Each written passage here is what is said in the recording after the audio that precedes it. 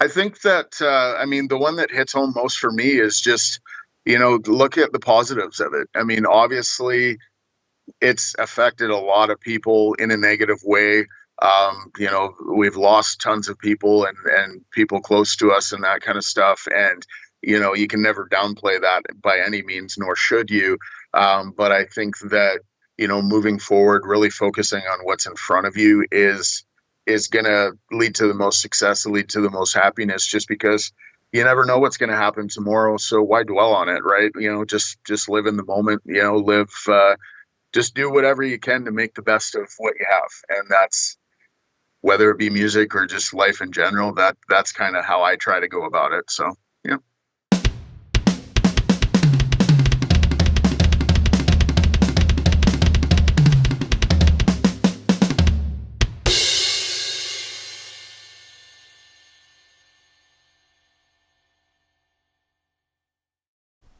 Hey everyone, welcome back to the All Music Matters in That podcast. I'm your host, Brian. And joining me today, it's Marc Young. How you doing, brother? Doing good, man. Thanks for having me. No worries. And I see you with the beard, and I keep thinking it's kind of like the look of a Jack Black sort of look. Does anyone kind of compare you to? That's been a theme all my life, honestly. Oh, man. You did that nacho, that little thing there.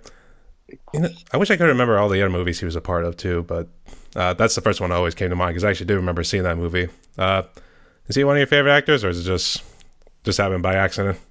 Yeah, just kind of by accident, the luckiness of having some resemblance. I see, yeah. All right. Let's say the Jack Black of the drum community. There we go. There we go. All right. So welcome to my podcast here, Marc. So the way this one works is just going to ask you some simple questions here, get to know you more both as a drummer and as an individual. So you ready? Absolutely. I'm looking forward to it. All right. Let's start with the first one here. Tell us a little bit about yourself. How did you become a drummer? I'd like to say a little different than most, but, at the same time, I'm sure I probably share similarities. I started a lot later than most. I know I've seen some other drummers on your channel and just in general saying they started when they were teenagers or their early 20s or something like that. I literally didn't buy my first drum kit until I was 33, 32, 33. And I'm 36 now, so I've only been playing for about 4 years. But music has always been a part of my life. Like I've played a little bit of this and a little bit of that, guitar, a little bit of keys, a little bit of vocals, a little bit of everything in between. So it's always been something I gravitated towards, but drums just, felt like the next natural progression. And I just kind of adapted to it a little bit easier than everything else. So I've kind of stuck with it longer term than most other stuff. I see. Yeah, I was one of those drummers too that kind of jumped on it a little bit late. I'm going to say it was actually my late teens. That's actually when I was doing the early sorts of electronic padding, because that was actually a rock band. I told that story probably a million times already, so I don't know. Did you already hear the story, or do you want me to kind of go through it again? Oh, no, go ahead, for sure. So actually it was a Christmas gift, and that's when we had Rock Band. That was when it was just the simple 4 pads, red, yellow, blue, green, and orange is that foot pedal. Mm-hmm. So let's start off as that, and then at first, obviously, you go for the guitar, because the guitar feels like the big, or at least everybody wants to make out with a guitar player too, so that's probably what you're thinking. So drums came a little bit later, and of course you start off doing easy, medium, hard, and expert. And after that, it became a good addiction in a way. So, I kept playing it.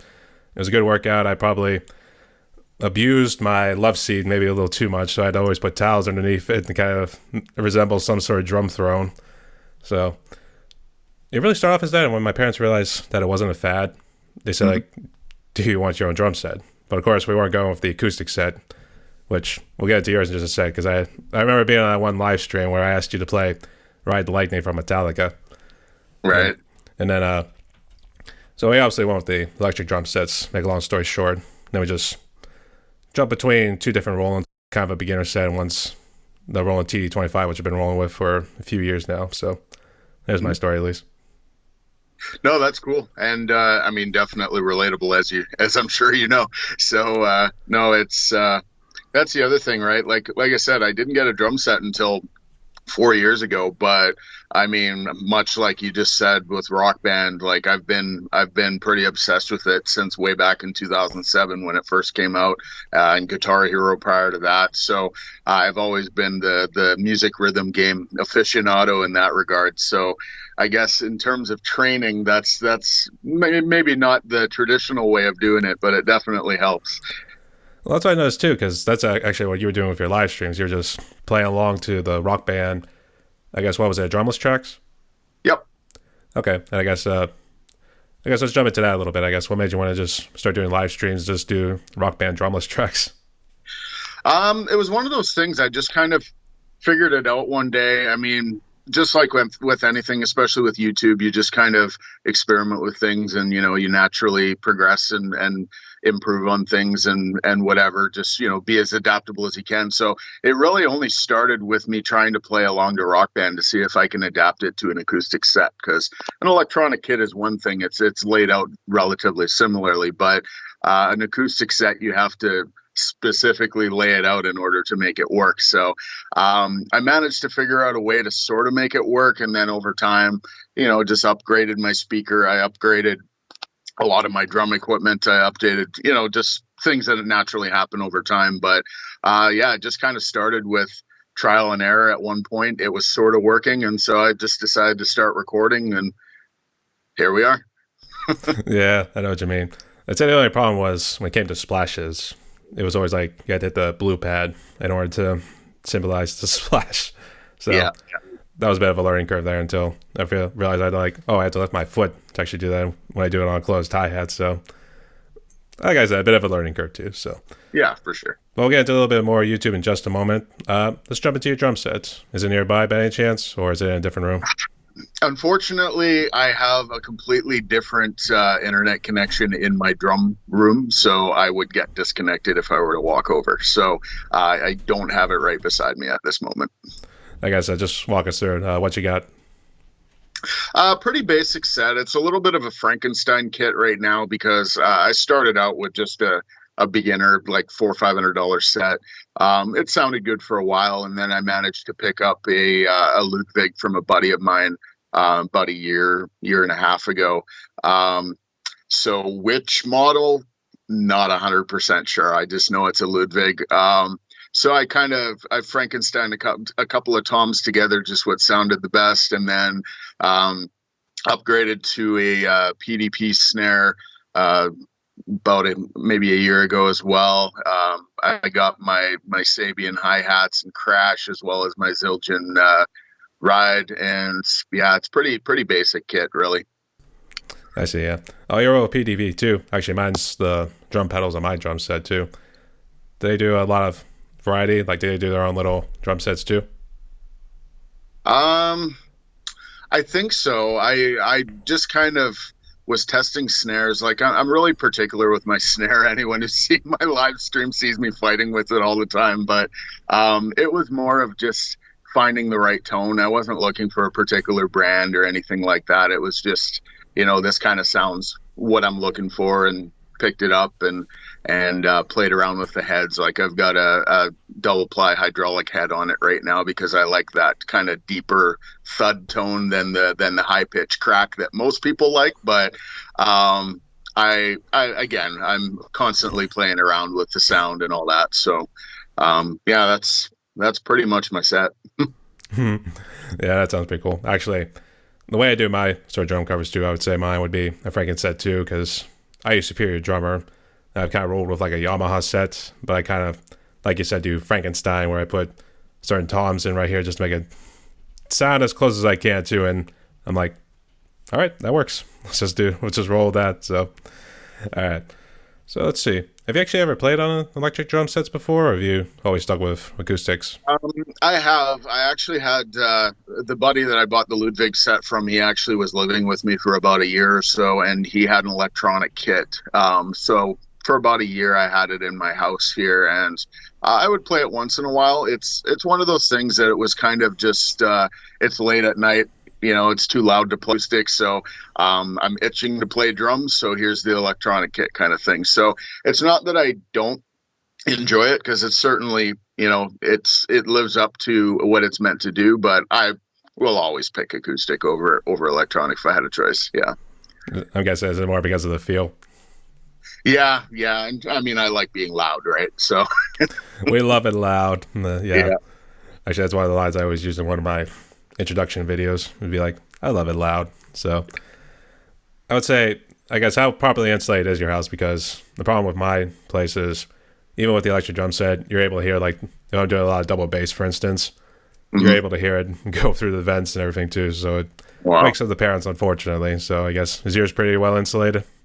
Yeah, I actually lucked out. I rent the house that I live in, and so when I was looking, I was just looking for a place with a garage or a basement or something because I knew I had my drums. And um, unbelievably, I found a posting, and it was like includes studio, and I was like studio apartment or like what kind of studio? And so I looked at it, and I guess the previous owner was in a band, and so he had converted the garage into like a soundproofed jam space. So I was like, I mean, how perfect is that? It's like Charlie at the Chocolate Factory. He got the golden ticket. Exactly. That's pretty sweet. So, so yeah, I definitely lucked out with that one. I see. That's pretty sweet. Going back to the electric sets. Actually, do you still have it right now, or did you sell it not too long ago? No, it was actually my buddy's when he moved out. He took it with him. Ah, I see. I guess if you were to get another set, maybe somewhere down the road, would you consider kind of combining the two together? Use like maybe electric as percussion or some sort of things? I've looked at that. Honestly, I was kind of contemplating not too long ago, maybe within the last couple of months, looking at just some random electronic kits with technology and stuff they've come with. It would make obviously recording a lot easier, as I'm sure you know. I don't have to do nearly as much editing if it's already recording the song I'm playing along to, or whatever. So plus the tuning, my God, the tuning. So so it's definitely been tempting, but I mean they're not cheap, and I'm not rich, so here we are. I see. Yeah. Yeah. Actually, yeah, I do remember briefly before I jumped out because I actually had to run real quick. But you were messing with the toms a little bit. Were you trying to tune them right, or were they starting to become a little loose? Yeah, it's a little bit of both. I find that they are a little bit loose, and it's probably honestly mostly my fault just from too frequently adjusting them. Like the lugs are probably loose and shake loose as I'm hammering on them. So there'll be some love and attention needed. It's just again a matter of just want to play and don't want to focus a lot of time on that. So I'll have to set some time aside and actually make sure everything is nice and tight and whatever at some point. I see. All right. Hopefully they'll be okay. Obviously that would be a Yeah, headache just trying to get back to, or at least get back to normal, as they would like to say. yeah, for sure. So what sort of drum set, or not drum set, drumsticks? What sort of drumsticks do you play? Right now I just have kind of a standard Zildjian, wood tip. Again, it's more for the aesthetic. I also have a pair of the Lars Ulrich signatures. Big Metallica fan, which I'm sure we'll get to, but just had to get them because Metallica, and I don't use them as much just because it's one of those things I was advised right from the get go when I bought them at the store is if you love your cymbals, don't use them that much. And I was like, well, I don't want to replace my cymbals just yet, so I'll use them sparingly. But yeah, that's really all I'm using right now. So just kind of basic Zildjian, um, red sticks is the way I look at it. The label is completely worn off at this point, so couldn't even tell you what the model number or thickness or anything is. Just kind of a standard size stick. I see. Are those the ones you've been rolling with ever since you first started, or have you kind of jumped around with a different variety of Yeah, sticks? I've kind of just bought sticks here and there. Again, just whatever. Nothing in particular. Usually, since I bought the Zildjian symbol, like I've enjoyed the Zildjian brand name. So I just decided to try some of those sticks. But I've tried. No names are even coming to mind. I just kind of grab random sticks, if I'm being completely honest. I am certainly not a traditional drummer. I will tell you that much. Yeah, I guess you feel us in that much already. So it's pretty much whatever makes drum go boom the greatest. That's Exactly. The louder, the better. Yeah. Yep. I see. That's pretty sweet. So, all right, this one we're going to kind of combine the two together here, but let's start into your YouTube channel. When did you start it? And I guess, is there something you hope to achieve with it? Yeah, I started uploading videos quite a while ago. I started out actually just uploading some old wrestling videos from my backyard wrestling days. So at one point when I started drumming, I just was, you know what? I'll just combine the two. I'm not going to be adding any wrestling anytime soon in my old age, so I might as well convert it now into a drumming channel. So that would have been back in 2020. So going into my third year on that now. And yeah, it's just been grinding really. Like, I mean, I'll upload as much as I can. I've been able to do a daily video every day since October of 2020, so like 800 plus days in a row. Don't plan to stop anytime soon. It's just a matter of getting out there, recording and editing and uploading, and just sharing as much music as I can, because I just want to play it. He did have the Nacho Libre kind of moments there with his wrestling. Was that like from middle school and high school when you used to do wrestling? It was a little bit later, honestly. I was already in my early to mid 20s at that point. It was probably around somewhere between like 2003, 2007, in between those years. But yeah, like it was just fun time. I've always been an obsessed wrestling fan. I always wanted to get into wrestling. Just one thing after another, whether it be health issues or money or whatever, just never really panned out. And so it's got some buddies together and was like, all right, well, let's make our own little backyard league here. And off we went. The next thing you know, we'll be doing fantasy wrestling before you know it. Oh man, if I could still do it now, I definitely would. But even if I was crazy enough to do it at my current age, I don't think any of my buddies would be able to be convinced. So kind of hard to wrestle myself. You know what? As soon as we were talking about this, I immediately thought about that South Park episode. Have you ever seen South Park before? I've seen it here and there, yeah. There's one they did with like making fun of the WWE.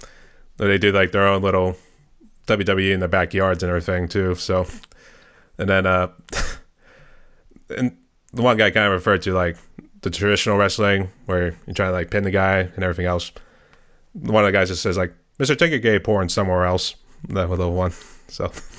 I actually experienced that back when we did that certain friends were pretty gung-ho about it, but then there were others that were like, no, I'd prefer to hang out with girls than get sweaty with guys, honestly. It's like, okay, come on, dude. Yeah, we want sweaty women, not sweaty men. But yeah. Then again, it is the 21st century, so their own, right? Yeah, it's 21st century, so maybe it could go both ways at this point. So there you go. You never know. Yeah, absolutely. So I guess, have you done anything else with your YouTube channel, or have you just done strictly the drum covers and I guess the wrestling videos you did for a little bit? I've done a little bit here and there. I mean, it's 99% been the drum videos at this point, but I've been lucky enough to do a couple of collaborations so far. I've done, I wouldn't say anything polished, but I threw up a few months ago just a couple of raw originals and jams that I had kind of accumulated over the years. And yeah, I mean, for the most part, those are kind of the only additional things right now. But I definitely have ambitions of getting together with some guys and jamming and throwing something together again. It's just with the last couple of years and people being nervous to visit each other and all that kind of stuff. It's been a little tough coordinating that kind of thing. So I've just been doing my own thing, but definitely have goals of that kind of stuff as well. The COVID bug still lingers, at least pretty strong in Canada. Actually, we'll get to that in just a moment, but I guess I did ask. Okay, so walk us through when you start doing a drum cover. I guess, how do you pick the song? Walk through the gear, and then up to the editing process before you upload it to YouTube. Yeah, well, I mean, it started out really, really simply, and honestly, it's just been kind of tweaking and adding here and there. The process has always been similar.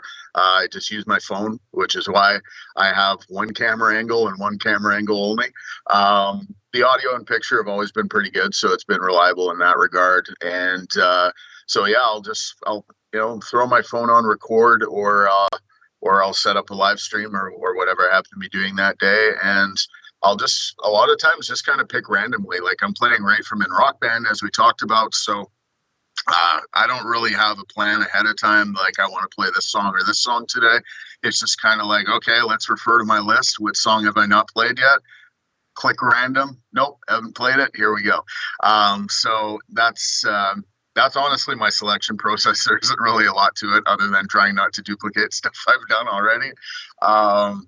And then when it comes time to actually editing, I've been using it's called VideoPad. I don't know if you're familiar with it, but pretty basic editing software, but it's been pretty reliable for me. And so I'll just kind of either split up my videos if I record a bunch in one sitting or whatever, and then add my intro and outro and all that kind of stuff to it. But then in the last 2 weeks, I don't know if you've seen my most recent videos, but I basically came across a different way of editing. So Joaquin, I know you've interviewed in the past, and he's a good buddy too. He basically shared some software that he uses with me for audio and removing drum tracks and that, because I've relied pretty heavily on the tracks within Rock Band, but I also use a lot of custom songs because there's a big customs community still out there for Rock Band. So if they're using an MP3, they probably haven't removed the drum track. Like, it's just a straight MP3, right? So it's not that great for editing purposes. So that's how I've been able to do such big upgrades in the last couple of weeks, is now that I'm actually taking the MP3 and removing the drum track, I kind of record it, and then after the fact, I overlay the MP3 and kind of balance everything out. So it's definitely made a big difference. I'm kind of reinvigorated by it, just because, you do the same thing over and over. It kind of gets to a point where it's routine, but this has almost been like a fresh start. So I'm just super excited to see, what comes of it, and just, things are sounding better and better, and I plan to improve wherever I can. So it's only hopefully going to get better from there even. I see. I guess was it Moises that Joaquin kind of introduced you to, or was it something else?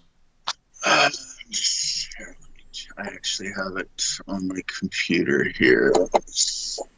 I think it was Ash Wells. He told me about Moises too, but I was only able to get on my phone. I don't know how to get it from my computer. It's, RX8.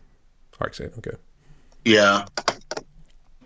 Yeah, it's been really cool. I just played around with it a little bit, mostly just removed drum tracks, but it's pretty elaborate overlay and lots of stuff you can do on there. I just haven't figured any else of it out, just because the drums has been my main focus, obviously.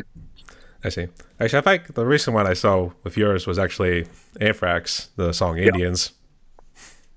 Yeah. And this kind of leads into the next question here, was Charlie Benante, and I guess obviously you mentioned Metallica, Lars Ulrich. Were those your biggest influences, and did you have any others? Yeah, I mean, Metallica definitely is number one. And I guess to sidebar on that a little bit, it's I don't know. I've had an interesting musical journey, because as passionate as I am now about music, I never really even listened to music until I was probably in my teens.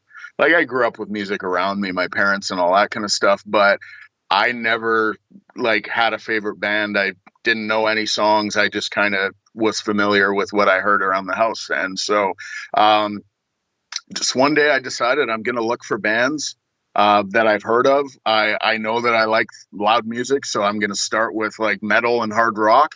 And the first song that came up, and I mean, naturally, it's probably one of the more successful metal and hard rock bands, which is Metallica, For Whom the Bell Tolls. First Metallica song I ever heard just came up randomly on.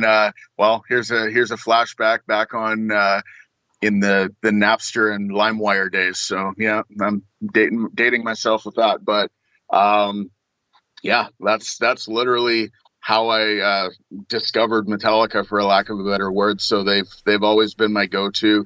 I really enjoy just, classic rock as well, and hard rock. And I've not been quite as gravitating towards the really heavy stuff, the song, and the name is completely escaping me because it was the first time I'd ever heard it, but I was watching a video that you uploaded a couple of days ago. Some pretty killer double kick in there. That kind of stuff, Fun to listen to, not so much fun to play for me at least. So I've never quite gravitated towards like the heavier side, but it's always been, the Metallicas, the Iron Maidens. And on the little heavier side, I've always enjoyed stuff like Sepultura and Pantera and that type of band as well. So, those are kind of my metal influences. And then, I mean, when it comes to classic rock, take your pick. Like there's so much out there that it just depends on the day, really. I see. Was it your dad that kind of was like jamming out on the radio a good bit with like all the radio stations? It was playing like Black Sabbath, Alice Cooper, and all those guys. He wasn't actually really into any of the heavier stuff, so I'm not even sure why I gravitated towards it.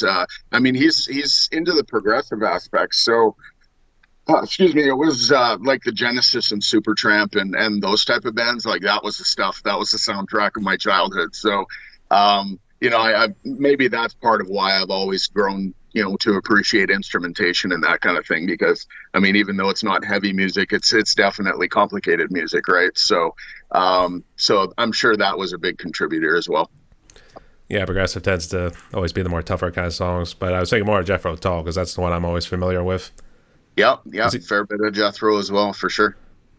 I see. Did you guys ever go to any live shows, or do you just kind of lay low? Not growing up, but in my adult life, I'm pretty frequent. Again, maybe not as much in the last few years, but I think by last count, I've seen like, I don't know, 60 or so bands. Like I've definitely been to a few concerts, and I'm looking forward to Metallica's tour coming up, so I'll throw that one in there too. Oh gosh, actually, one of the guys in our German community, Eric Feuerstein, I think he said the tickets for, I think this new one, was it that Lux Etura, or however you pronounce it? Yep. I guess, how expensive are they? Because it sounds like a pretty ridiculous. Yeah, well, I basically shot myself in the foot a long time ago because I've seen Metallica 4 times already. I basically, from the first time I saw them, I was on the rails, on the floor, and refused to have anything less moving forward. So basically, it's going to be the most expensive ticket, or the most expensive general ticket. Yeah, they're running around $800, but of course that includes 2 shows, so it's really $400 a show. But still, that's pretty steep. Yeah, do tell. So yeah, I had to say, Lars has always been like the most hated drummer, obviously because you mentioned about the LimeWire and all those kind of things with the whole pirating. Mm-hmm. And also with like his drum playing too. I guess, what do you think of Lars's drum playing too? I've always kind of liked it because it was like, that's probably what I would do too if I was in his shoes. So yeah, and it's hard for me to critique, but because who am I? But at the same time, it's they've been around for 40 years. Pretty much everyone's heard of Metallica, and the drummer has never changed. So there's a formula that works. Why change it, right? Absolutely. I mean, think of Megadeth, for instance. Are you a big fan of Megadeth too? I enjoy some Megadeth, yeah. I mean, you look back in the 80s, they were jumping between drummers, and most people tell you the drummer that they know the most is Nick Menza. Mm-hmm. And it's like, no, they went through so many drummers, whether it's because of a drug problem or something here. God knows how those people actually were still alive, to be honest. But so, I mean, there's a lot of bands that go through so many lineup changes too, so it's pretty crazy. I guess, yeah. I forgot to ask this first, but I bet to ask, like, where are you hailing from, actually? Sorry, what was that? I was just asking, where are you at right now? Right? What's your hometown? Right now, I'm in Winnipeg, Manitoba. So, kind of right in central Canada. I grew up one province over in Ontario. Moved here when I was a teenager, and kind of been here ever since. So, haven't really been out there too much exploring anywhere exciting. But that's another part of it, and actually another part of tying it into the whole Metallica tours. I went all out and I bought myself the I Disappear pass, they call it. So I'm intending to basically try to see every show on the North America leg in 2024. I've already bought it. I've planned for it. So I'm going to be doing some U.S. touring in a couple of years. So that'll be fun to get out there as well. Do you just squeak down to Minnesota, or do you go to a different state? Boston, Chicago, Minnesota, back up to Edmonton, and then back down to Seattle. Probably won't make it to Mexico City, but I figured I'll hit the U.S. and Canada date at least. Oh, you could hit up your Joaquin if you went down to Mexico I was City. thinking that too, but just kind of knock at his door. Hey, buddy. He'd just be looking at you. What are you doing here? That sort of Yeah, thing. Joaquin's a cool dude. Actually, yeah, he did reach for out to sure. me, so he's a real nice guy. Shout out to Yeah, you, for sure. Joaquin. And I was trying to think of a couple things right there. And going back to Metallica, I guess, what'd you think of some of their later works they were doing? Like, say After Black, for instance, because it seemed like everybody loved the first four with Kill 'Em All, Ride Lightning, Right. Master of Puppets. So yeah. I mean, I'll be completely honest. Like, if I had to rank their albums, the top four would be the top four. Like, the original four would be the top four. Um, but for me, like, I look at it from a musical perspective, not necessarily a band perspective. So the argument that I always had, for that diehard Metallica fan that fell off the train with Saint Anger, well, that's understandable. It is a huge departure from what you're used to. But I'm thinking, like, in 2003, if any other band were to release those songs, they would probably be popular. But because it was Metallica and it sounded so much different than all the other Metallica, it receives all the hate, right? It's not fantastic music, don't get me wrong, but that's kind of the way I look at it, right? So from a musical standpoint, it's enjoyable. It's nothing that I hate. So I mean, I will always gravitate towards the first four, but I can see the positives in pretty much everything, and especially everything they've done because I'm a big Metallica fan, right? So I was just gonna say I was listening to the thing that should not be on the radio the other day. I'm thinking like, damn, those guys were good, and that was '86. so good, yeah. Absolutely. If you were to rank the top four from 1 to 4, how would you do it? Let's put you on the spot. Of the albums. Yeah, the original four from I think it was '83 to '88. I think. Yeah. Well, it's tough. The only one that pretty consistently stays at number four for me, and it's just because I like the other three better, not because it's the worst, is Kill 'Em All. It's got more of that raw aspect to it, not quite as polished, so I appreciate it, but only at certain times, whereas I prefer the more polished sounds. So that one would be fourth. So that one's the easiest of the four to rank for me. Honestly, number three would probably be Puppets. That might be controversial, but because I know it's a favorite, but it's probably number three for me because for me, I'm always fighting between Justice and Lightning. Like those kind of switch first and second for me all the time. And again, it's not even as the album as a whole. It's just the particular songs that are my favorite songs happen to be on those albums, and that's really what dictates the rankings for me because they're all pretty equal, honestly. Yeah, I see what you mean too, and I think Lightning was always a good one too. And I did Cabbage was like hard because it was Fight Fire with Fire since that was like a really fast song. Ride Lightning was medium because there was changes. It was a little bit tricky here and there because obviously I said earlier with tempo changes and some things going here with him and the double bass doing that, this and that. Then he got easy with at least For Whom the Bell Tolls since you can try to improvise as much as you want just as long as you keep the beat. So I thought that would actually be funny. In terms of like a tier rock band sort of list, just do those three. Easy, medium, hard. So Exactly. So if I had to actually do it, I would have to say Puppets, I think, feels like second to me, actually. And Okay. I think the funny thing is, I think I played a lot more with Justice. Because actually, the one that always gave me a nice workout, the one that kind of tempting to actually try it, has been Dyer's Eve from the last song from Justice. Yeah, good luck. Well, the funny thing is like, that to me, I would say was Lars' hardest song. And I think number 2 would be Disposable Heroes. What would you think of that? Yeah, that's it'd be hard to argue that. Because Disposable Heroes, it sounds like there's a lot of improv, for instance, but it seems like it's hard to just mimic exactly what Lars is doing. So, Yeah. I don't know. So, going back to my earlier point, since you mentioned you were in Winnipeg, do you know Mike Lewis by any chance? No, I don't.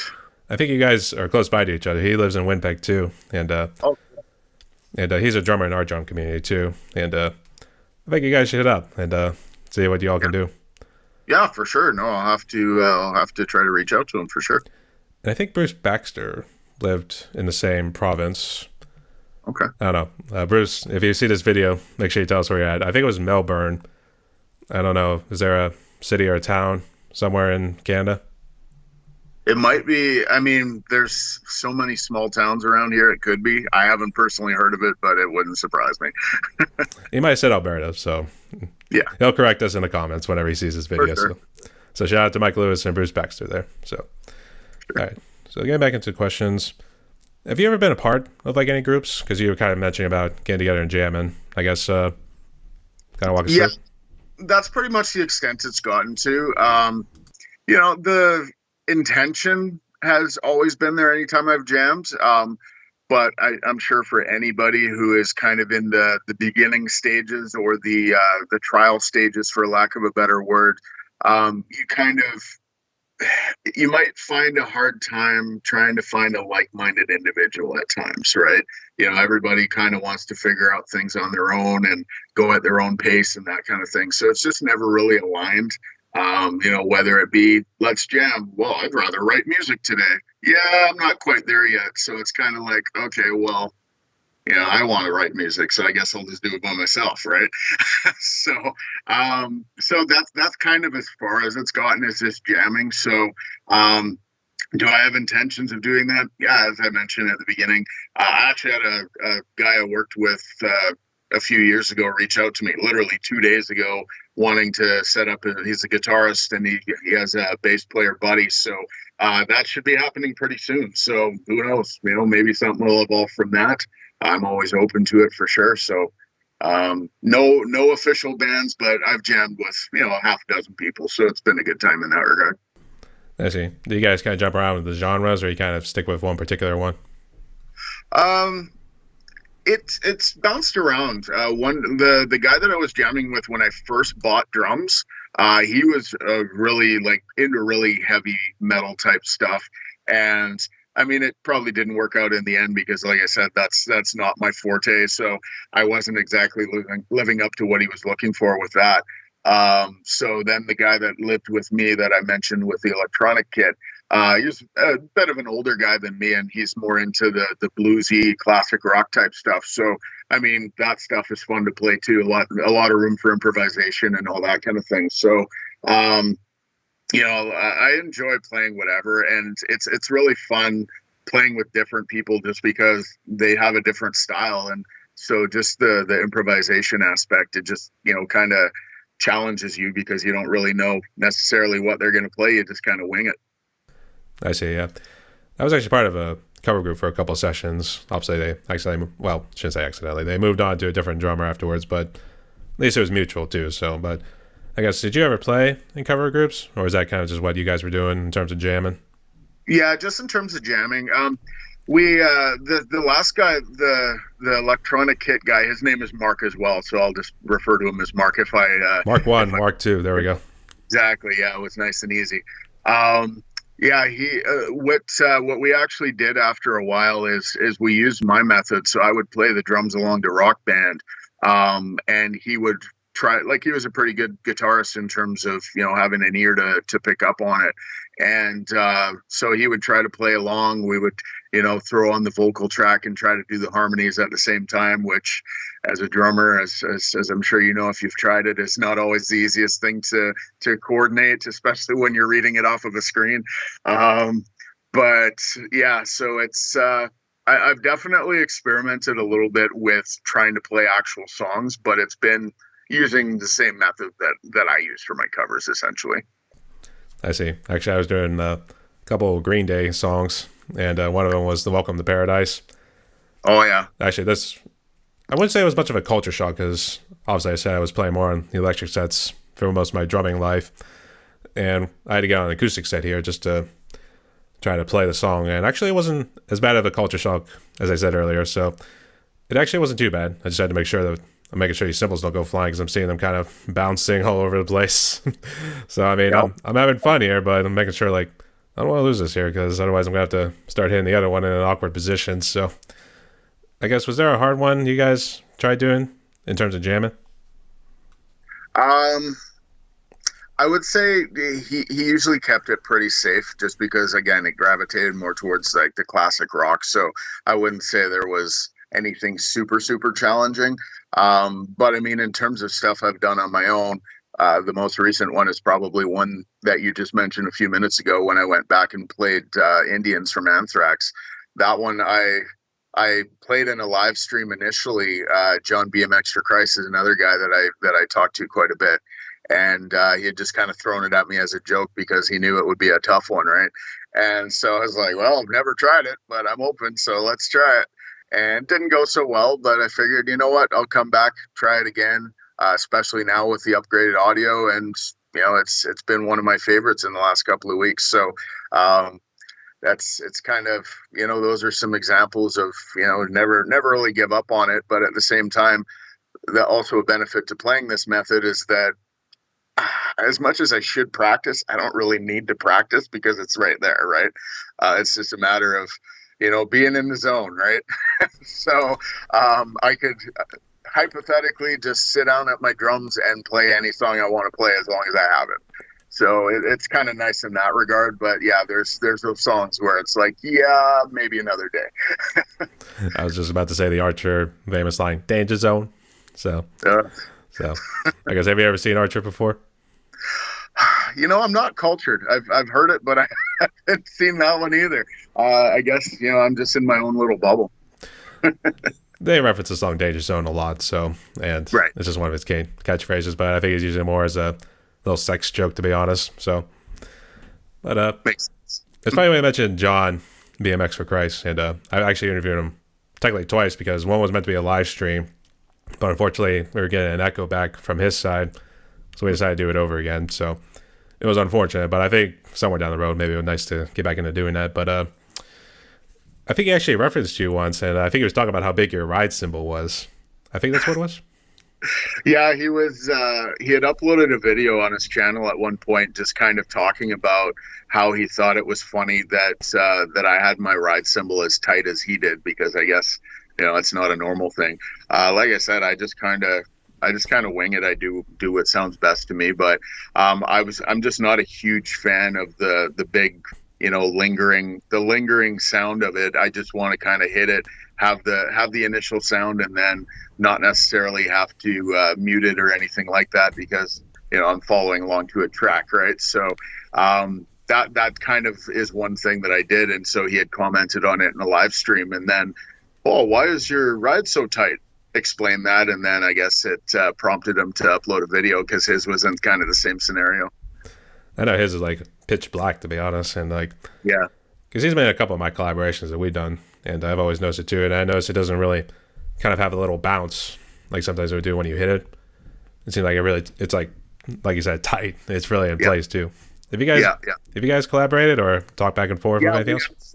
That was one of the two. I've done one with him and one with Joaquin. I did Blackout by the Scorpions with John, and then I recently did Four Horsemen with Joaquin. So, oh, that's right. I didn't check out the video. I'm gonna have to check it out. But Blackout sounded funny because of the way the song ends and everything too. With the it's like, oh yeah, that sort of thing. The class breaks and everything too. Yeah, it's such a fun song.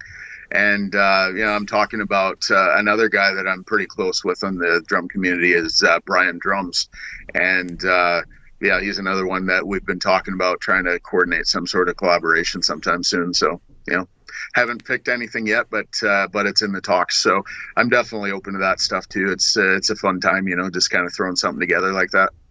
We're probably too many shout outs out here, but Brian Drums, I've been reaching out to him to get him on my podcast too. So I think we got something working, but I think he's suffering from anxiety, so that's kind of a little unfortunate. But he's always left me nice comments too, and he's a real good friend. And he's a good guy. Yeah, probably too nice to his detriment, but I think the funny thing is he always say like, "Oh, you're my favorite," and I'm like, "Oh, yeah, I'm sure you tell that to all the boys." So, but yeah, he's a great guy. Very supportive, and yeah, it's just the community in general. Like, you with this opportunity, and originally for me, Drumman 190 put me on one of his Drummers to Watch videos. Like, Just the welcome into the community has been great. And so, anyone that I've stayed in touch with along the way, I mean, they're super supportive and it's all appreciated. So no, it's been a really cool experience. Absolutely, too. Glad to have you along. And love you, Brian, too.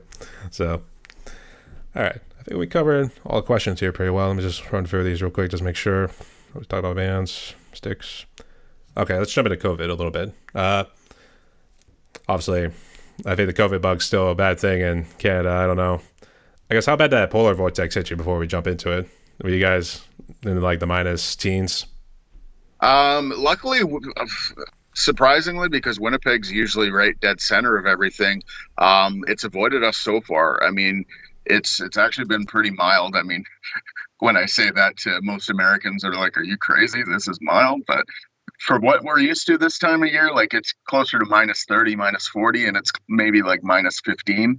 So, pretty significant difference.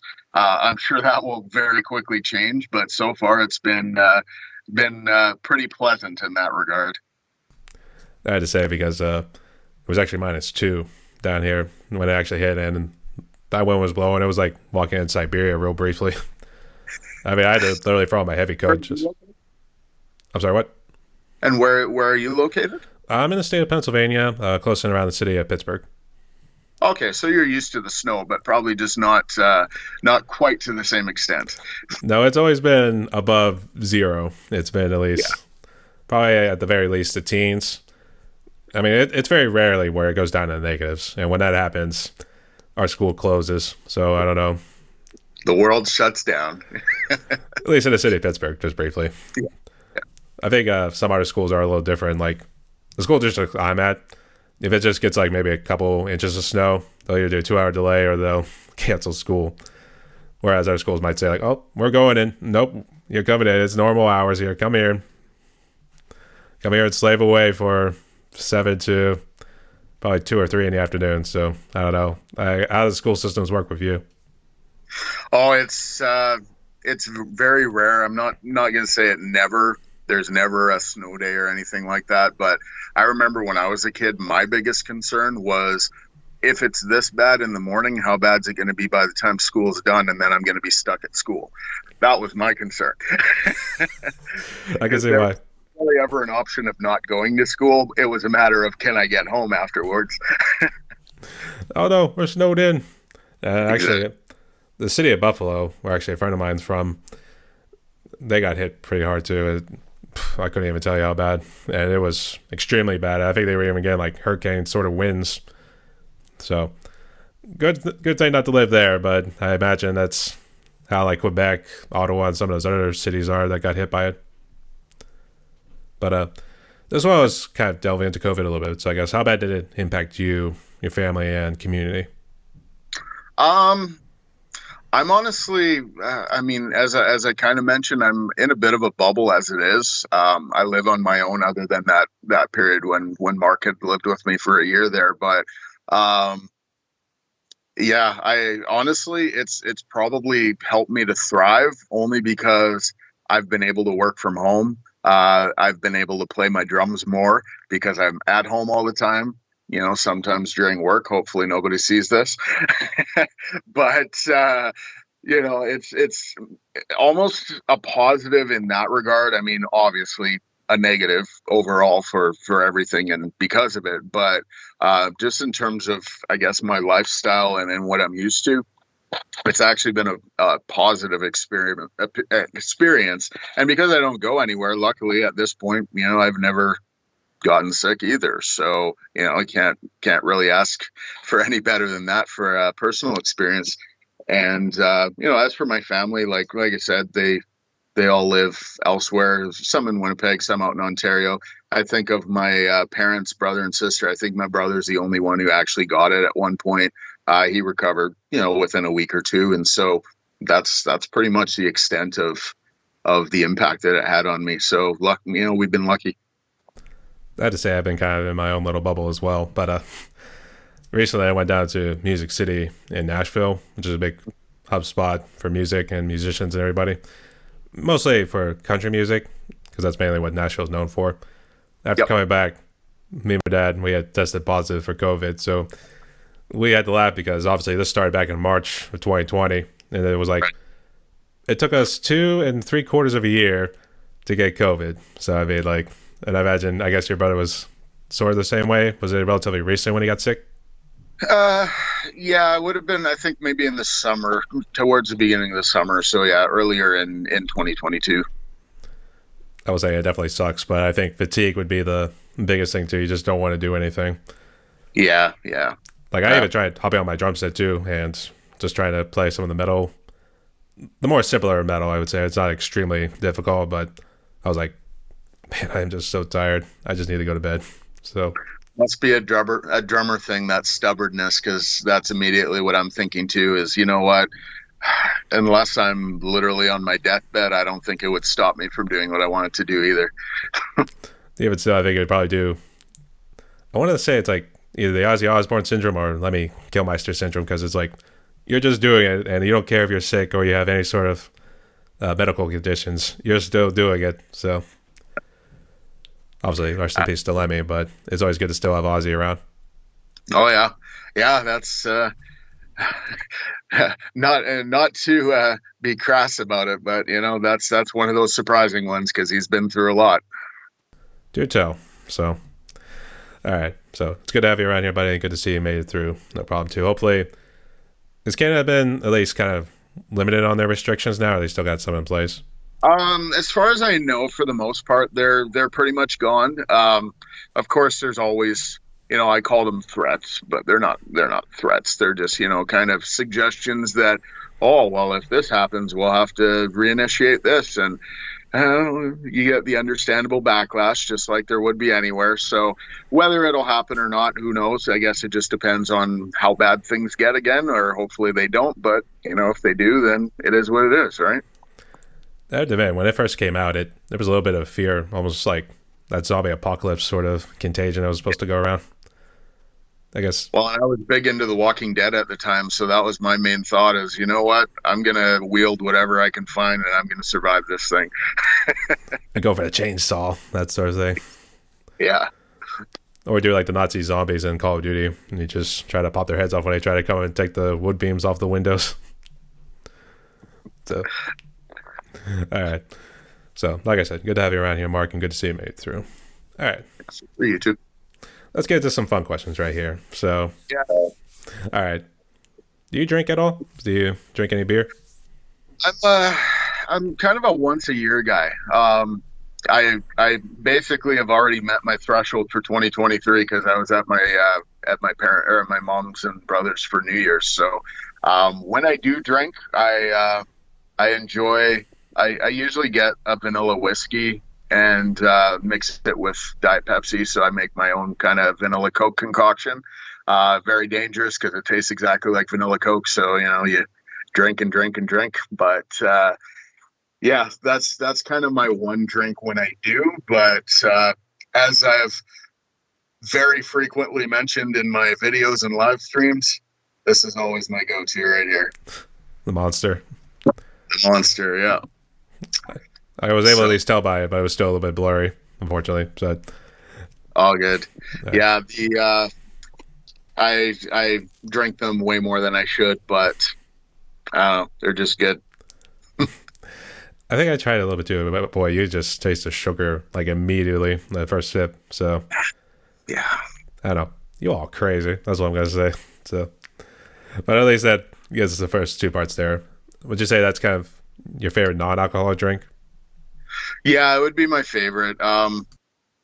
Generally I just drink like I call it iced tea in Canada, but I think most of you guys in the States call it sweet tea. So that'd probably be my favorite, just kind of normal-ish drink, but yeah, I definitely have Monster stocked in the fridge. I see. All right. Next question here. Was there ever a song that was too tough for you to play and you either gave up or you came back after a while to finish what you started? I think you might have touched on this, but go ahead. I did touch on it, yeah. Honestly, I would say as a genre, you had mentioned Green Day, and I'll throw in like the Blink 182s and that type of more pop punk type stuff. Um, that stuff I've mentioned in my videos. I always gravitated away from just because it's got that really fast, steady rhythm, and my old broken body is not endurance enough to play a lot of that stuff. So I've always kind of gravitated away from it. But recently, I've been trying some here and there, and it's turned out okay. So for me, I think it's just one of those things, again, I have to be in the zone for a lack of a better word. So those would be the ones I would probably have the most tough time with. And even tying it into Metallica, I find the faster rhythms, like the ones on, let's say Blackened or Dyer's Eve's obvious, but I mean Blackened Battery, like those types of really fast opener type steady rhythm songs. Even though it's Metallica, I still gravitate away from them only because I know that it's going to be pain and only pain. Oh, the pain. That's what I was like. Exactly.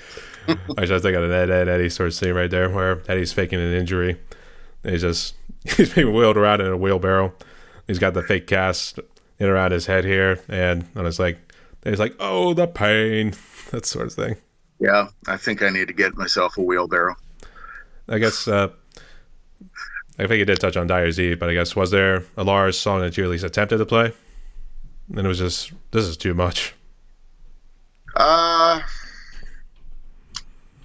Well, I hate to be rehashing stuff we've talked about, but the first one that comes to mind is probably Disposable Heroes. That's one I've never gotten back around to trying because, you get past the beginning part and it's like, it's tough. It's not going to be perfect, but I can probably get through it. And then it kicks in and it's like, yeah, that's not happening.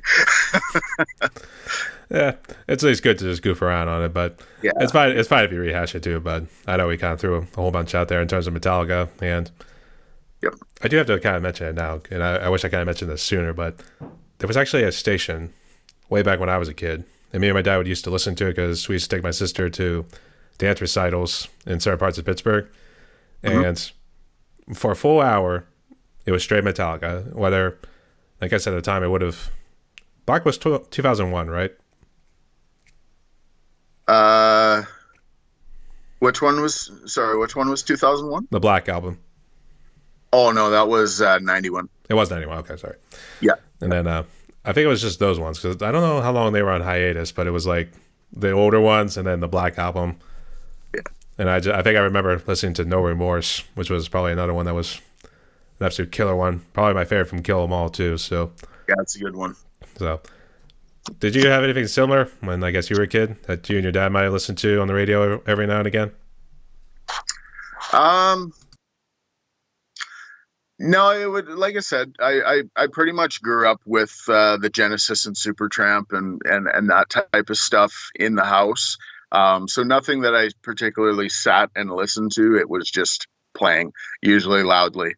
So I've inherited that as well.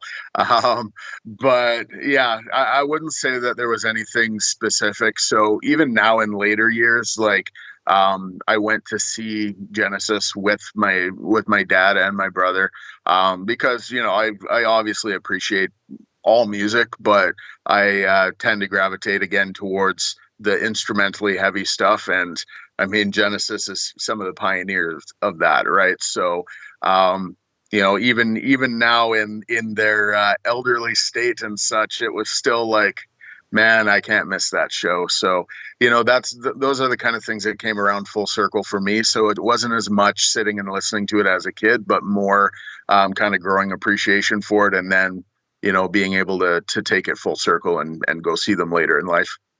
I just wasn't sure if it was just something that happened by coincidence too. I know we're kind of rehashing some of the things we mentioned earlier too, but I just wanted to check just to make sure because that was actually a big thing that happened in my youth. So that was pretty cool. I don't know if they still have it, but I don't know if we'll have to dig for it again. But just throw it out there. Maybe if you're lucky, try to see if they still have it. Otherwise, Liquid Metal would be another station they play a fair amount of Metallica. Yeah, for sure. All right. I think you might have touched on this one too. I know, and it might have been one of the Metallica ones you mentioned. But is there another drum cover that you love the most, or is there only one and only one? The most recent one that comes to mind is purely because of what I was able to do with the sound. Nothing to do with being my favorite song, nothing to do with my favorite performance. In fact, it was, a super, super easy drum song. Just the satisfaction of how good it sounds, though. And so it's a bit of a teaser, for my tiny little audience that won't really matter because it's such a small population. But coming out in a few days, I did a cover of Maggie May from Rod Stewart. Obviously, pretty well known song, but not a difficult one by any means. But just super super proud of it, just because like when I'm listening back to my edit and my recording of it, like it almost sounds like the studio track. Like, man, it's good. It's probably the best sounding one I've done yet. So that's the most recent one that comes to mind, just for that proud aspect. That's what comes to mind for that. I see. Actually, I thought you were going to refer back to the Anthrax one you did earlier, thinking that. Well, that's the thing, right? Like, since I've started doing these edits in the last couple of weeks, like, I'm loving it more and more. I mentioned it's kind of been reinvigorating, but like, I rarely, and it's probably bad to say this because people who are learning an instrument or trying to improve on themselves, it's probably good for them to go back and watch their videos or listen to their recordings or whatever, just to kind of critique it or whatever. I started out like that, but when it got to the point where I'm uploading a daily video, half the time it's like, I've already played it, I've edited it, I've recorded it, I've done all this kind of stuff. I'm just sick of hearing that song and I don't want to go back and listen to it right now, right? But I can honestly say, like, my last week or two of recordings, I've just sat and listened to them like 2 or 3 times because it's like, these sound really good. So, I mean, that's a biased opinion, of course, but compared to what it was before, just super proud of it anyways, and I'm looking forward to seeing what else I can throw together. And I think this one might actually tie into what you were just talking about. So, do you have a favorite song? Oops, sorry. Do you have a favorite song that you've been listening to a whole lot recently, and that's one you consider your favorite as of now? Well, I mean, I'll be kind of repeating myself over and over on the Metallica train here, but the staple in my life has always been Orion. That's just my song. Oh, really? So, oh yeah. Actually, you didn't mention about the song, but I know we've been touching on Metallica a good bit in this interview here too. But one of the heavier metal bands I listen to, called Decrepit Birth, they actually did a cover of Orion too. So if you want to check it out, just see what you think about it. Yeah, for sure. No, that's be interesting to see a different take on it. I imagine probably a heavier take, or at least a more distorted take, if I had to assume. I think they honorably played it similar. Maybe production's a little different. Maybe tuned slightly. I'm not too sure, but it did sound very killer. For sure. And I know you mentioned about Sepultura. They also did a cover of Sepultura's "Desperate Cry," so check that one out too. Nice. All right. So, Mark, we are almost reached the end right here. Did you have any questions for me or anything you want to say before we jump to the last question? No, like I said, I appreciate the opportunity. The whole drum community has been super supportive. And so, whether it be the individuals to shout out that we've already talked about, or just, anybody that has seen a video or will see it in the future, I appreciate all of you, and I appreciate the kind words. I appreciate even telling me I suck. Any feedback is good feedback, as they say. So, I just want to throw out that appreciation. I'm going to keep doing what I'm doing, and hopefully people are enjoying it along the way as well. I would say, don't you just hate those sort of thumbs downs you always see? And maybe check out your channel content. And it's like, really? Yeah, but it's like, you know what? Not everyone's going to like it. And I would say it's pretty safe to say that when anybody is creating anything or art of any kind, really, your worst critic is probably yourself anyways. So really, anybody else critiquing it is like, yeah, I know, I already know, don't you worry. So really, it is what it is, right? Absolutely. All right. So for the last question right here, it's one I always like to ask because I like to get people's 2 cents on it too. Mm-hmm. Because of what COVID's done, it kind of seemed like it did break the backbone of the earth or something like that. So what sort of message of hope could you give to musicians and people out there? I think that, I mean, the one that hits home most for me is just, look at the positives of it. I mean, obviously, it's affected a lot of people in a negative way.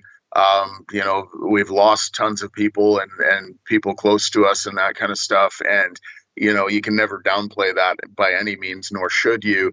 But I think that, moving forward, really focusing on what's in front of you is going to lead to the most success, lead to the most happiness, just because you never know what's going to happen tomorrow. So why dwell on it, right? Just live in the moment, just do whatever you can to make the best of what you have. And that's, whether it be music or just life in general, that's kind of how I try to go about it. So, yeah. Smoking like a true prodigy. There we go. Yeah, absolutely. All right. So, Mark, we reached the end of my podcast right here. And boy, we talked for a good hour right here. So, do you have any final shout outs or anything, any last words you want to say before we close? Well, I mean, like I said, shout out to you, shout out to Drum Man for throwing me out there in the first place. Brian Drums, John, Joaquin, those are the guys who have kind of stuck by me the most throughout this whole thing. So I appreciate all of you guys, and definitely check them out as well if you haven't before. And, as for me, like I said, keep an eye out. I only plan to continue. I recently opened a Patreon, so maybe I'll eventually get some money for this. Who knows? But I'm just doing it for fun, so I don't even care. Just there as an option. Do you just put your drum covers on there? Yeah, and I'm throwing MP3s on there as well now that I've got the audio fixed. I see. Okay. Yeah. And you know what? I kind of wish we had jumped into Patreon a little bit there, but we'll say that for a different time. All good. All right. So, everyone, my guest today was Marc Young, hailing from Winnipeg, Canada. Go support his channel. Go support him. Subscribe. He's a good dude right here. He's a Jack Black of our community. So, all right. All right. Well, rock on then. All right. Stay safe. Stay tuned, y'all.